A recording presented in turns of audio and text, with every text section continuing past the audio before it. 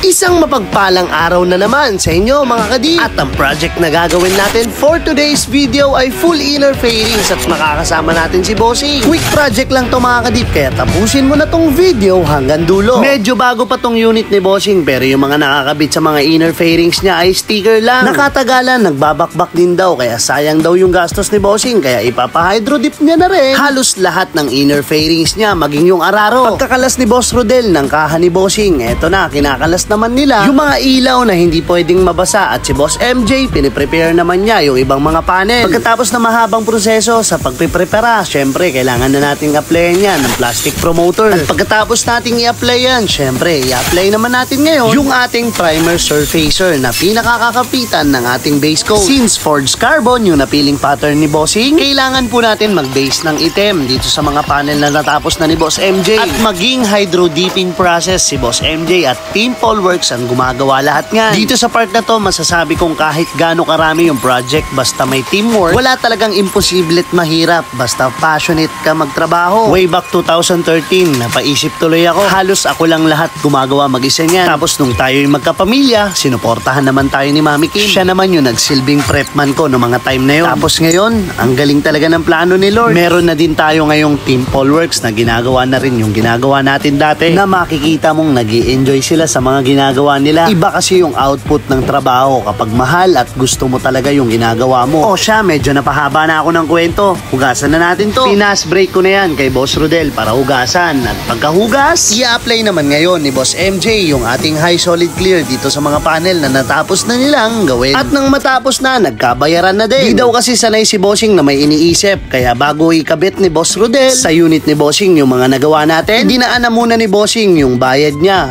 fully paid. At excited na nga daw siyang makita yung unit niya. Tapos kinabukasan, pipick upin na agad nila Bossing, at eto, nilalabas na natin sa garahe natin mga kadip. Nakita nyo naman na parang hindi na makilala ni Bossing yung unit niya, at halos napapangiti siya kada posisyon ng motor niya dahil talagang nagbago. Sa part na to mga kadip, pinapakilatis na natin kay Bossing yung motor niya parts by parts, para din if ever may aberya or may concern si Bossing, maayos na natin agad. At sa part na to mga kadip, hinimas na ni Bossing at napa-thumbs up nga siya. Ano boss, kamusta? Okay. Okay naman boss. Pangalan ni Bossing? Dexter. Si Boss Dexter, taga saan? Quezon City. Quezon City boss, ito na yung pogi mong motor ngayon. Kamusta? Anong masasabi mo ngayon boss?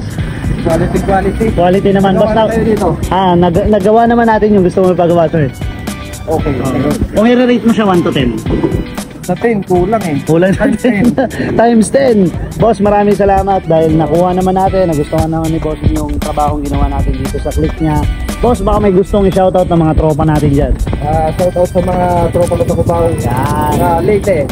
Taga Leyte, si Bossing. Boss, maraming salamat sa At sa wakas, natapos na din yung project natin na to na Click version 3 ni Bossing. Full inner fairings na forged carbon design. Base naman kay Bossing, nakuha naman daw natin yung gusto niya mangyari dito sa unit niya. At unit nga pala ni Bossing yung may pinahabol na fender at saka grab bar nung last na pinost natin. So paano? Kita-kits next vlog. To God be the glory. And don't forget to subscribe.